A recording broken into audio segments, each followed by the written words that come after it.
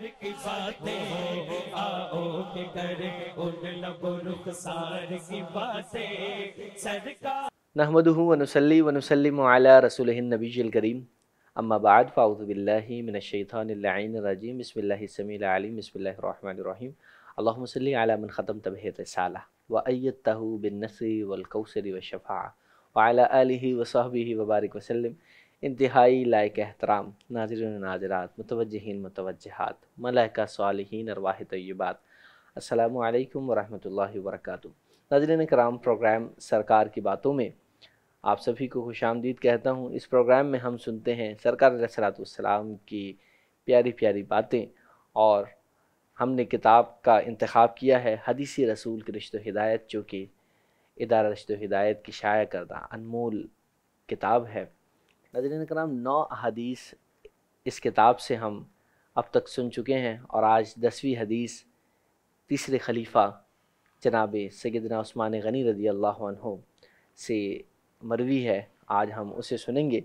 وہ کہتے ہیں کہ رسول کریم صلی اللہ علیہ وسلم نے ارشاد فرمایا کہ جو شخص اس یقین و ایمان کے ساتھ مرا کہ اللہ کے سوا کوئی عبادت کے لائق نہیں اور محمد اللہ کے رسول ہے، وہ جنت میں ضرور داخل ہوگا۔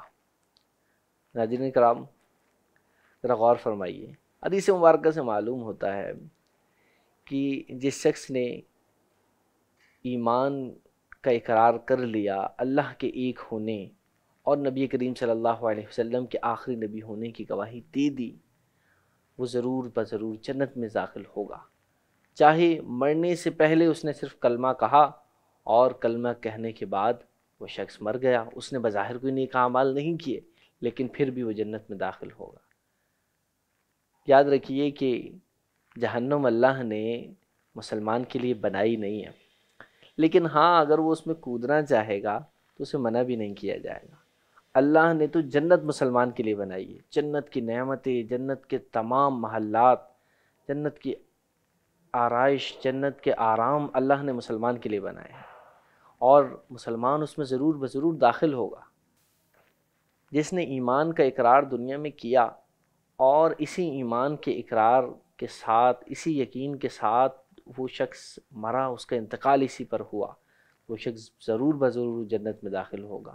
ہاں اگر اس کے اعمال کچھ ایسے ہیں کہ اسے سزا جہنم میں ان اعمال کی پانی ہے، تو وہ اس سزا کو پانے کے بعد پھر جنت کے اندر داخل ہوگا۔ اللہ تعالیٰ نے آپ کو اور مجھے جو ایمان کی دولت دی ہے، یہ اللہ کا بہت بڑا فضل ہے، ہمیں اس ایمان کی دولت کی قدر کرنی چاہیے۔ ناظرین کرام، انشاءاللہ اس پروگرام میں ہم اس بات کو بھی سنیں گے کہ ایمان مضبوط کس طرح ہوتا ہے، اور ایمان ہم مزید پختہ کس طرح کر سکتے ہیں، اور پھر ہم اس بات کی جانب بھی جائیں گے کہ شرک کیا ہوتا ہے اور توحید کیا ہوتی ہے، اور اسے بہت اچھی طرح جانیں گے۔ اب تک کے لیے اتنا ہی۔ اپنے میزبان رضا محمود المہدوی کو اجازت دیجیے۔ اللہ حافظ۔